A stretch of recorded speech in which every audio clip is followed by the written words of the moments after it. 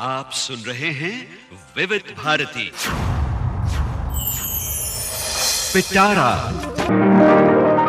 आज पिटारा में पेश है आज के मेहमान। अथ स्वागतम् शुभ स्वागतम् अथ स्वागतम् शुभ स्वागतम् आनन्द मङ्गल मङ्गलम् आनन्द मङ्गल मङ्गलम् हितप्रियं भारत भारतम् हितप्रियं भारत भारतम् स्वागतम् शुभ स्वागतम् अथ स्वागतम् शुभ स्वागतम्। आज के मेहमान इस कार्यक्रम में आइए आज सुनते हैं अभिनेत्री आसावरी जोशी से जयंत पात्रिकर की बातचीत का दूसरा और अंतिम भाग।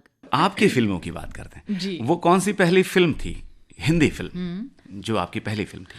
हम दोनों नाम की फिल्म थी जिसमें नाना पाटेकर थे और ऋषि कपूर थे। अच्छा। और उसमें मैंने एक छोटा सा गेस्ट अपीयरेंस किया था 2 सीन्स का। तो that was my first Hindi film. हाँ। कैसा रहा अनुभव? बहुत अच्छा, बिकॉज उसमें छोटा ऋषि कपूर दिखाया था मेरी गोदी में। छोटा ऋषि कपूर की मम्मी जो बाद में शायद मर जाती है, something like that, young mother. And Satyen Kapoor ji थे मेरे हस्बैंड बने हुए थे। तो बहुत अच्छा लगा था मुझे वो एक्सपीरियंस। भले 2 सीन का काम था लेकिन अच्छा लगा था। उनके साथ काम करने का मौका मिला था, सत्येन जी के साथ। हमने आपको टीवी पर जब सीरियल में पहली बार देखा था तो वो सीरियल था ज़बान संभाल के। तो तब से ज़बान संभाल के रही बात हो रही है। ये तो माइंड योर टंग का ये था ना, इंग्लिश जो सीरियल होती थी वो। और उसमें इंग्लिश की क्लासेस होती थी जी, और यहाँ हिंदी की क्लासेस। Correct. और बहुत उस जमाने के बड़े बड़े स्टार कलाकार उसमें आपके साथ थे। मल्टी स्टारर थी वो। मल्टी स्टारर सीरियल हुआ था। जी। जी जी। बहुत मजा हुआ होगा ना उस वक्त? बहुत। क्योंकि देखने में हमें जितना मजा आता है डेफिनेटली आपको शूट करते समय भी बहुत मजा आता होगा। करेक्ट। पर मैं बहुत ज्यादा नहीं थी। कुछ सिलेक्टेड एपिसोड्स में ही मैं थी। जो रेगुलर उसमें जो क्लास में बैठने वाले थे वो थोड़े अलग आर्टिस्ट थे जो कंटिन्यूसली उनकी क्लास चलती थी। मैं कुछ 4-5 एपिसोड के लिए ही उसमें आई थी, लेकिन बहुत अच्छे से सबके साथ जम गई थी। टॉम ऑल्टर थे उसमें और भावना बलसावर थी, पंकज जी तो थे ही थे। तो ये जो टीम थी वो हमारे राजीव मेहरा जी की ही वो सीरियल थी जिनकी ऑफिस थी, बाद में बनी। हाँ। असल में उसी का जिक्र मैं अभी करने वाला था कि बहुत ज्यादा पॉपुलर हुआ ये ऑफिस। जी। कैसे बनी ये ऑफिस की बात? जब पहले दिन मैं सेट पे पहुंची जी। तो मैं किसी को जानती नहीं थी। मतलब ऑफ कोर्स बाय नेम सबके बारे में थोड़ी थोड़ी जानकारी थी, लेकिन पहचान किसी से भी नहीं थी। ना संजय मिश्रा से थी, ना मनोज पावा से थी, ना हेमंत पांडे से थी, और ना ही पंकज जी से। पंकज जी से सिर्फ एक ही बार जब जबान संभाल के की शूटिंग में मिली थी, उतनी ही नमस्ते वाली जो पहचान होती है वो थी। और ये तीनों को तो मैं बिल्कुल नहीं, देवेन भुजानी को भी नहीं, किसी को नहीं जानती थी। फर्स्ट डे जब सेट पे मिले तो पता चला इनके नाम ये है, और ये गुजराती थिएटर से है, ये NFDC से है, ये NSD से है। तो हिंदी थिएटर, गुजराती थिएटर और मैं मराठी थिएटर से हूँ। तो तभी मुझे ऐसे लगा अरे वाह, सब थिएटर के तो बड़ा मज़ा आएगा। और मैं अकेली लेडी थी। तो जब वो कंसेप्ट सुनाई गई और हमने काम शुरू किया तो ऐसा लगा ही नहीं कि मैं इनको पहली बार मिल रही हूँ। अच्छा। हर जगह पे थिएटर बोलता था, इतना ही बोलूंगी मैं। उसमें लैंग्वेज कभी मायने नहीं रखती, भले वो गुजराती थिएटर हो या हिंदी थिएटर हो या मराठी थिएटर हो, थिएटर होता है। और उसमें काम करके निकला हुआ जो आदमी होता है वो सिर्फ और सिर्फ परफॉर्मेंस ही करता है। और इसका पहले दिन से मुझे वो एक्सपीरियंस आने लगा कि अरे वाह, इनके साथ तो बड़ी अच्छी से जम रही है। लगा ही नहीं कि इनके साथ मैं पहली बार काम कर रही हूँ। जो गिव एंड टेक था, जो कॉमेडी निकल के आ रही थी, वो इतनी अपने आप हो रही थी कि बिल्कुल ऐसे लगा ही नहीं मुझे कि ये मेरे लिए अनजान लोग हैं। सो फर्स्ट डे से वो माहौल बन गया, वो एंड तक। सभी मंच के कलाकार थे तो ट्यूनिंग बहुत आसानी से। और कैसे होता है ना, थिएटर का एक डिसिप्लिन होता है जी। आपको डायलॉग्स बाय हार्ट करने हैं तो आप बैठ के वो प्रॉपर स्क्रिप्ट पढ़ें, उसके प्ले जैसे ही आप सीन्स को बाय हार्ट कीजिए। क्योंकि हमारा 3 कैमरा सेटअप था और हमारे डायरेक्टर जो थे राजीव मेहरा जी, उनका ये एक स्ट्रिक्ट डिसिप्लिन होता था कि आपको जितना टाइम चाहिए आप ले लो। आपको 1 घंटा चाहिए, आप 1 घंटा रिहर्सल करो, लेकिन रिहर्सल ऐसे करो कि जब टेक के लिए आएंगे तो नो रिटेक।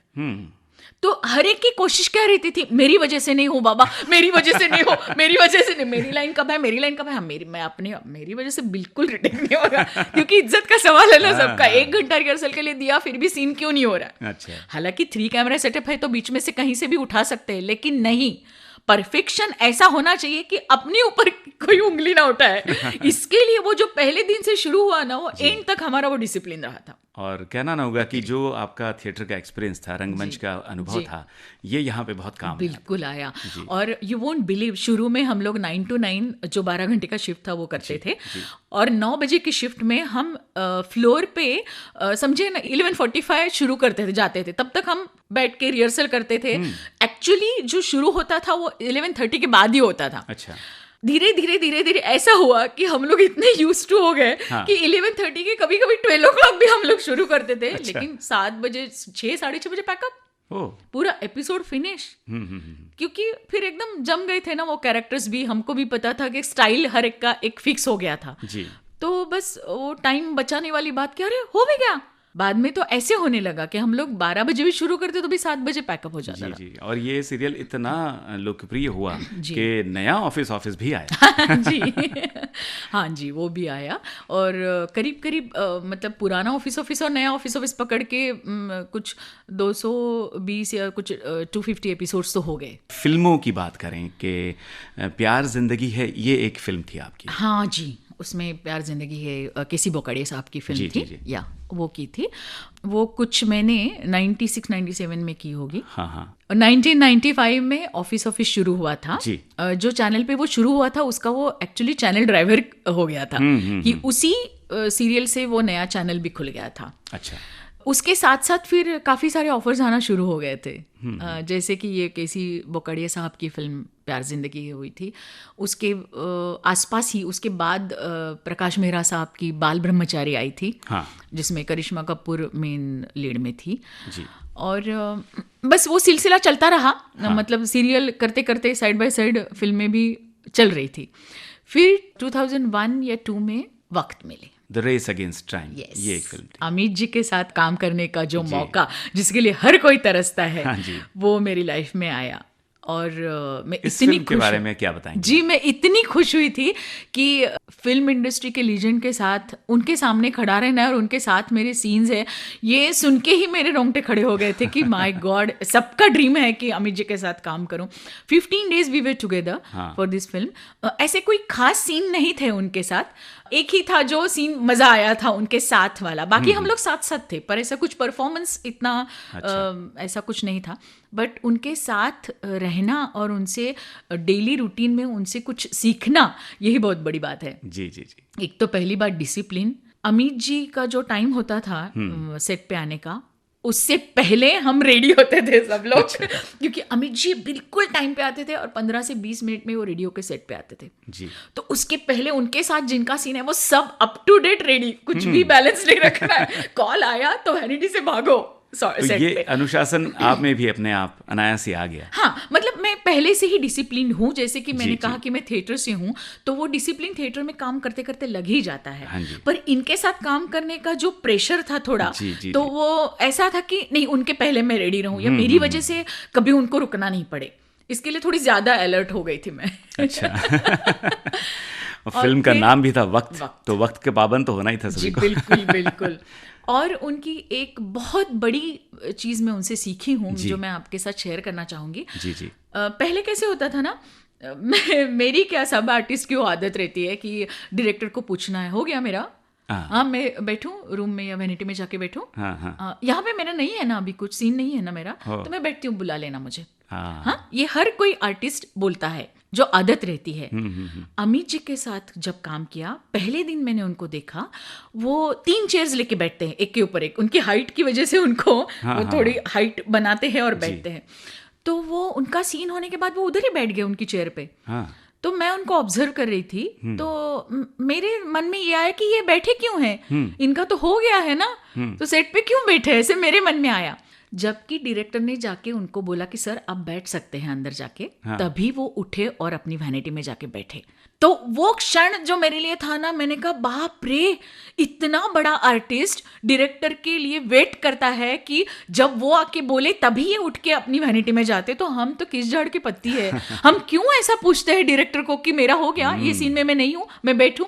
तो उस क्षण से मैंने छोड़ दिया ये किसी भी डायरेक्टर को पूछना कि मैं इस सीन में नहीं हूँ। जब तक मुझे आके नहीं बोलते, मैं सेट पे बैठी रहती हूँ। आप सीन में हो ना हो, शॉट आपका हो या ना हो, director's order we have to follow. और डायरेक्टर को भी वो आदत लगती कि अरे मैम नहीं है तो उनको बोल दो, वो सेट पे बैठती है, उनको पहले जाके बोल दो कि वो सीन में नहीं है। ये डिसिप्लिन दोनों तरफ से होती है। तो वो चीज मैं उनसे बहुत सीखी हूँ कि जो काम के लिए हम आए हैं, हम वैनिटी में बैठने के लिए तो नहीं आए हैं, हम यहाँ सीखने आए हैं। किसी का कुछ सीखने को मिलता है या किसी को ऑब्जर्व करने को मिलता है। तो आज भी अमित जी वही करते हैं। क्या बात। तो ये उनका बड़प्पन, मतलब शब्दों में मैं वर्णन नहीं कर सकती इस चीज। हर व्यक्ति को ये सीखना चाहिए, बिल्कुल सीखना चाहिए। और मुझे बहुत खुशी होती है ये बताने में कि मैं वो सीख गई हूँ। मैंने वो डायरेक्टर को पूछना छोड़ दिया है। वक्त के बाद आपको हमने हैट्रिक में देखा जी, और एक फिल्म आई थी उसी साल, ओम शांति ओम जी। इन फिल्मों का अनुभव कैसा रहा? बहुत मजा आया। हैट्रिक तो मिलन लुथरिया जी की थी और उसमें परेश रावल थे मेरे साथ। तो क्या हंगामा मजे ही मजे। जी। और उसमें ऊपर से शूटिंग लंदन में, तो और ही मजे, मतलब बहुत ही एंजॉय किया। और परेश जी तो जैसे he is a fantastic actor, ये तो हम सब जानते ही हैं, पर जैसे भी एक्टिंग का पोर्शन खत्म होता है, ही इज अ कॉमेडियन। तो सेट पे बहुत हंसी मजाक, माहौल ऐसा था कि लग ही नहीं रहा था कि हम फॉरेन में जाके शूट कर रहे हैं, घर के जैसा सब, बहुत अच्छा। और वो मेरे भी फेवरेट एक्टर है परेश रावल, तो उनके साथ काम करने का बड़ा मजा आया था। अच्छा, ओम शांति ओम फिल्म में आप शाहरुख खान साहब के साथ थी जी। उसमें भी छोटे से शाहरुख खान जी को बर्थ दे के मैं चली जाती हूँ। अच्छा, तो दूसरा वाला फिर एक बार आपको फिर से एक बार यंग मदर। और वो दूसरा जो शाहरुख है उसमें सेकंड रोल जो है, उसको जन्म देने के बाद वो उसकी माँ मर जाती है। तो दैट अदर शाहरुख्स मदर का जो रोल था वो मैंने प्ले किया था। जी। और वो सुपरस्टार की वाइफ रहती है, जिसका सुपरस्टार का बच्चा रहता है ना, ये दूसरा वाला शाहरुख। तो एक्चुअली शाहरुख के साथ मेरा कोई सीन था ही नहीं। अच्छा। पर एक दिन ऐसा हुआ कि सीन ऐसे लगे हुए थे कि मेरे सीन के बाद उनका भी सीन था। अच्छा। तो he was on the sets और मैं उनसे मिली, तो वो इतने ऐसे मुझे मिले कि जैसे बहुत जानते हैं। तो ये मैं बिल्कुल कहना चाहूंगी कि उनमें कोई मतलब ईगो नहीं है या कुछ ऐसी ये नहीं है चीज कि मैं सुपरस्टार हूँ। ये आके मुझे मिले और उन्होंने मुझे ये बताया कि you are a fantastic actress. आपके ऑफिस के आपके पास जितने रिकॉर्ड्स नहीं होंगे ना, मतलब रिकॉर्ड किए हुए एपिसोड्स, उतने मेरे पास है। अच्छा। मैंने कहा इज इट? तो you are my favourite actress. I said no, you are my favourite actor. ये वाली बात सेट पे तो मैं ऐसी हो गई कि बाप रे। और वाकई मेरे पास इतना कुछ स्टॉक नहीं है ऑफिस का जितना शाहरुख के पास है।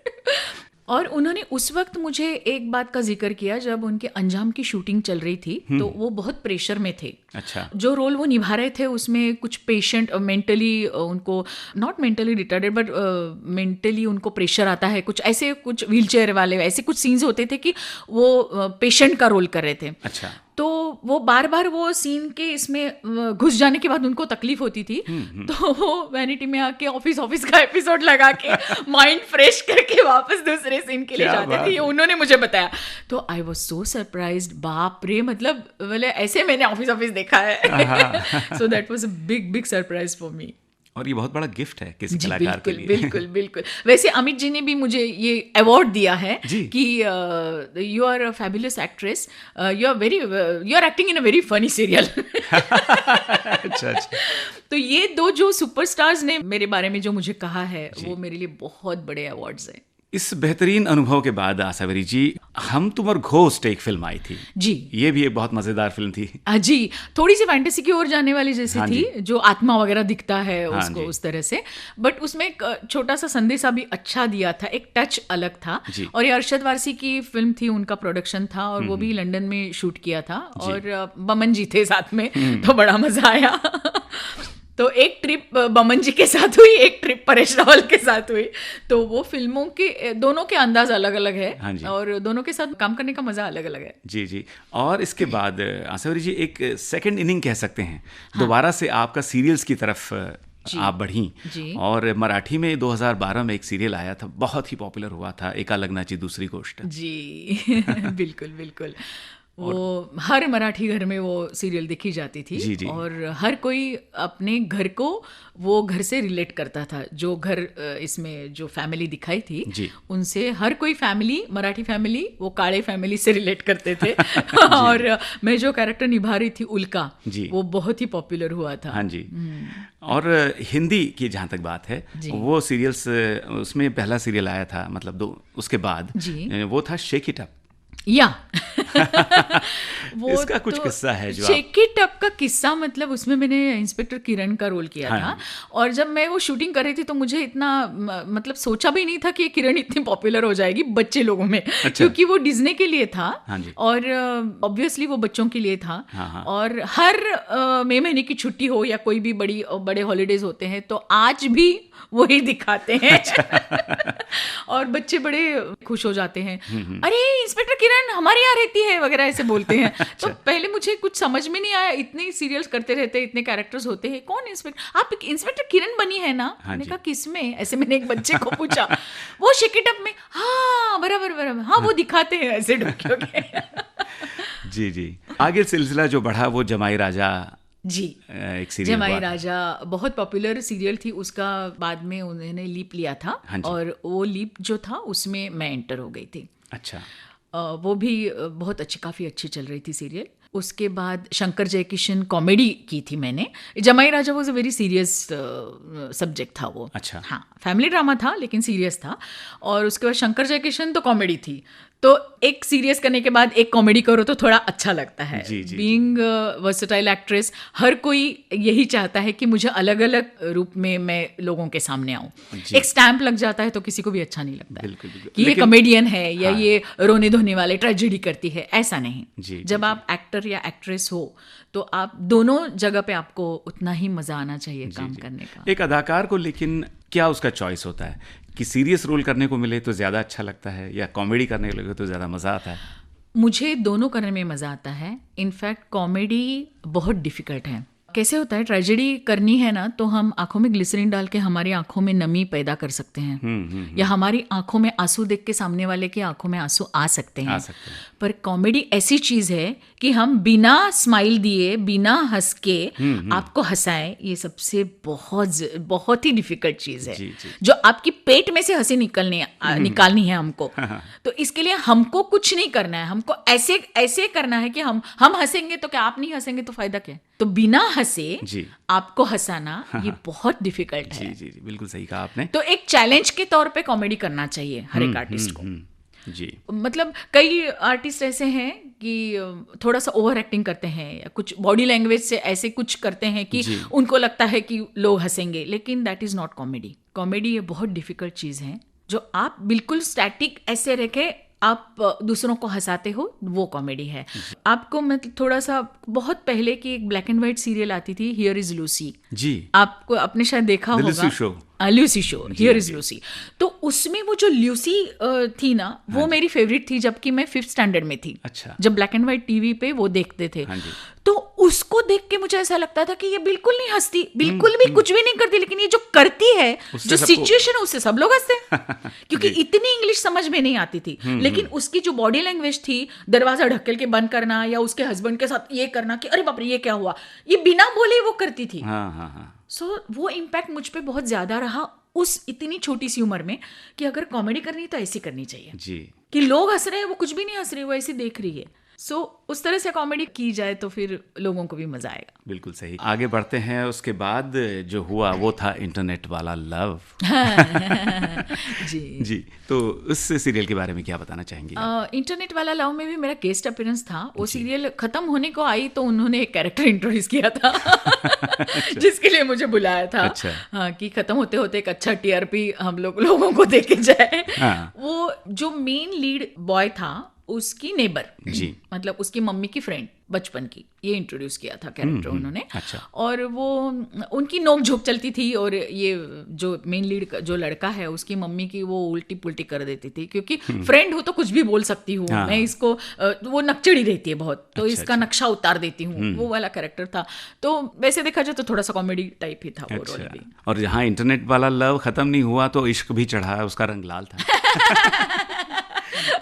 करेक्ट, लाल इश्क भी वो तो ये होता है ना, थोड़ा हॉरर शो होता है। हाँ।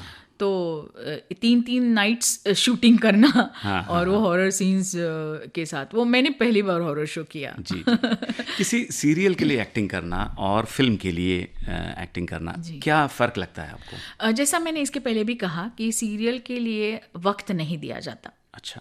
आपको टाइम नहीं मिलता है वर्कआउट करने के लिए। आपके पास ऐसे सीन्स आ जाते हैं जो हम लोग बोलते ताज़ा ताज़ा भट्टी से निकल के आए, गरम गरम। क्योंकि वो गरम गरम ही होते हैं एक्चुअली, मशीन कई बार वही सेट पर लिखे जाते हैं सीन्स। हाँ। जी। वो हाथ में स्क्रिप्ट सेट पे लिखते हैं और लाके देते हैं, और चल अरे पढ़ने तो दो, क्या है, थोड़ा माइंड में घुसने तो दो, क्या बोलना है, चलते जाएंगे, चलते करेंगे, ऐसा होता है। You are on your toes. आपको बैठने के लिए 2 मिनट आपको बैठने के लिए टाइम नहीं मिलता है, अनलेस एंड अनटिल आपका लंच ब्रेक है या टी ब्रेक है। जी। तो ये जो फास्ट वर्क वाला जो लाइफ है ना, वो सीरियल में है। और मैं किसी को दोष नहीं दूंगी, क्योंकि सीरियल का एक्चुअली ऐसा होता है कि अगर हमने अभी कंप्लीट नहीं किया एपिसोड, तो शाम को क्या दिखाएंगे, तो इसमें वक्त निकालने वाली बात ही नहीं आती है। तो वो एक वर्क कल्चर ही अलग है। वर्क कल्चर ही अलग है कि आपको ऐसे ही करना है। और इसके पहले कैसे होता था, जो पहले वाले सीरियल्स होते थे वो एपिसोडिक होते थे, वंस इन अ वीक और ट्वाइस अ वीक। जब से डेली सोप शुरू हुआ ना, मंडे टू सैटरडे, तो मंडे टू सैटरडे का वर्क आपको ऐसे फास्ट पूरा करना है कि आपको सिर्फ संडे मिलता है। जी। मतलब टेलीकास्ट की बात कर रही हूँ, मंडे से वापस आपका शुरू है। तो जब आप एक्टिंग करेंगे, जब वो एडिटर के पास जाएगा, वो एडिटिंग करेगा, बाद में भेजेगा, उसमें आगे के टेक्नीशियंस का भी तो उतना टाइम है ना। तो आर्टिस्ट को इतना टाइम देते बैठेंगे तो आगे कैसे जाएंगे, ये वाली बात आती है। तो ये टेक्निकली बहुत ही फास्ट हो गया है। कंपैरेटिवली फिल्मों में आपको थोड़ा टाइम दिया जाता है जी, कि आपको अगर इस सीन को डेवलप करना है तो you take your own time. Director को जैसा चाहिए वैसा रिटेक्स करने के लिए आपको टाइम दिया जाता है। यहाँ पे रिटेक्स अलाउड ही नहीं है, अनलेस एंड अनटिल ट्रॉली की वजह से हुआ या कहीं कुछ दूसरा टेक्निकल प्रॉब्लम हो गया, कैमरा का कुछ प्रॉब्लम हो गया, तो ही आपको रिटेक का मौका मिलता है सीरियल में। अदरवाइज फिल्मों में तो आपको टाइम दिया जाता है। अगर मैं समझूं कि मुझे एक रिक्वेस्ट करनी है कि ये मेरा मनचाहा नहीं हुआ है scene, can we do one more, तो आपको अलाउ किया जाता है। ये से sure we will take one more, वो वाली बात सीरियल में नहीं होती। कोई ऐसी भूमिका, कोई ऐसा रोल जो आपने सोचा था कि काश करने को मिले? एक्चुअली बाय गॉड्स ग्रेस आज तक मैंने जो रोल्स किए हैं वो मेरे एक्सपेक्टेशंस भी नहीं थे मुझे कि मुझे मिलेंगे। मैं मराठी की बात ज़्यादा करूँगी क्योंकि मराठी में जो लेडी ओरिएंटेड काफ़ी सब्जेक्ट्स होते हैं, सीरियल के भी और फिल्म के भी। तो जिस तरह से मैंने मराठी में काम किया है उस तरह के रोल्स, मेरे मनचाहे रोल्स ही मुझे मिले हैं, ऐसा कह सकते हैं। कंपैरेटिवली हिंदी में फिल्मों में मैंने इतना नहीं काम किया कि मुझे मनचाहा रोल मिले, ऐसा हिंदी फिल्मों में नहीं हुआ, लेकिन सीरियल्स में हुआ। जैसे ऑफिस का मुझे बिना मांगे रोल मिला था। जी। तो उस तरह से जो चाह नहीं था वो भी भगवान ने दिया, ऐसे कहूंगी मैं। जी। आज इंडस्ट्री में, चाहे टेलीविजन इंडस्ट्री हो या फिल्म इंडस्ट्री हो, बहुत से नए बच्चे आ रहे हैं, संघर्ष कर रहे हैं, उन्हें क्या सलाह देना चाहेंगी? एक्चुअली ये बहुत अच्छा सवाल आपने पूछा है। संघर्ष तो हर किसी को करना पड़ता है, संघर्ष के अलावा हम आगे नहीं जा सकते। जी। और एक जगह पे बैठ के तो आपको काम कभी नहीं मिलेगा। पर संघर्ष करने के साथ साथ आप में क्या कमियां हैं उसके ऊपर आपको ज़्यादा ध्यान देना पड़ेगा। मतलब अगर मैं सिंगर बनने आया हूँ या आई हूँ, या मैं एक्ट्रेस बनने आई हूँ या आया हूँ, तो आपको उस हिसाब से सोचना चाहिए कि मुझ में कमी क्या है। जो यहाँ मैं दौड़ रहा हूँ या दौड़ रही हूँ उसमें मैं कम क्यों पड़ रही हूँ, अच्छा, मुझे वहां तक पहुंचने के लिए क्या जरूरी है, उसके ऊपर कंसंट्रेशन ज्यादा करना चाहिए। हमारे यहाँ क्या होता है, बच्चे संघर्ष करते हैं, मैंने इतना फाइट किया, मैंने इतने पापड़ बेले, मैं इतने प्रोडक्शन हाउस में जाके मिल के आया या मिल के आई, वॉटेवर, लेकिन मुझे काम नहीं मिला। ऐसा नहीं होता है ना। आप में क्या नहीं है वो आप पहले देखिए ना। जी। अगर वो आप उसका स्टडी करेंगे तो आपको मालूम पड़ेगा कि मैं किधर कम हूँ। वो लेवल में आपको भागने के लिए उसका स्टडी करना ज़्यादा ज़रूरी है। जी। नहीं तो अंधेरे में तीर मारने जैसा है ना। बिल्कुल वो नहीं होना चाहिए। जी जी। और फिर ये बहुत सपने लेके आते हैं, ये बच्चे जो आते हैं उनको हीरो हीरोइन बनना होता है, तो वो सपनों के साथ साथ उनको एक रियलिटी भी क्या है वो भी सोचना चाहिए कि घर से शायद वो इतने अमीर नहीं होते हैं, उनके पेरेंट्स का कभी बैकिंग रहता है, कभी नहीं रहता है। तो अगर आप आपके पेरेंट्स को कुछ बन के दिखाना चाहते हो तो उस लेवल तक जाने के लिए आपकी कैपेसिटी है कि नहीं है वो भी आपको सोचना पड़ेगा। पहले एक बार आईना देख ले। बिल्कुल, पहले एक बार आईना देख ले, अपने मन का भी और तन का भी, दोनों साइड से वो आईना दिखना जरूरी है। ऐसा मैं दिल से कहूंगी ये बच्चों को कि संघर्ष करना है, मेहनत तो करनी है, लेकिन सही ढंग से करो जहां पे वो काम आए। जी जी। ऐसा बाद में डिप्रेस हो जाते हैं, काम नहीं मिलता है, मैंने इतना किया मुझे नहीं मिला, वो वाली बात आ जाती है। फिर तो सुसाइड केसेस हम लोग सुनते हैं, बहुत बुरा लगता है। तो इतनी छोटी सी चीज से कि कहीं से ना 10 जगह से ना आया तो 11-12वीं जगह से तो आएगा। वो पॉजिटिव एटीट्यूड तो रखना चाहिए ना उनको। इतनी छोटी से ना पे अगर हिम्मत हार के वो जान दे देंगे तो कैसे चलेगा। तो हर जगह पे संघर्ष तो किसी को छूटा नहीं है, हर किसी को करना पड़ता है। तो वो हिम्मत ना हार के सही ढंग से आगे जाए, इतनी मैं सलाह दूंगी। बहुत सी बातें आपसे करनी थी मगर समय की अपनी सीमा है आसावरी जी। तो आपके इस सफल करियर के लिए आपको बहुत बहुत मुबारकबाद देते हैं, और आने वाले भविष्य में जो भी आपके प्रोजेक्ट्स हैं उसके लिए हमारे तमाम श्रोताओं की ओर से आपको शुभकामनाएं देते हैं। और यहाँ आने के लिए, हमसे इतनी बढ़िया बातचीत करने के लिए विविध भारती परिवार की ओर से आपका तहे दिल से शुक्रिया। Thank you so much. मैं भी विविध भारती की मनपूर्वक आभारी हूँ जो मुझे यहाँ बुला के मुझे ये मौका दिया सारे श्रोताओं के साथ बातचीत करने का। Thank you so much. धन्यवाद।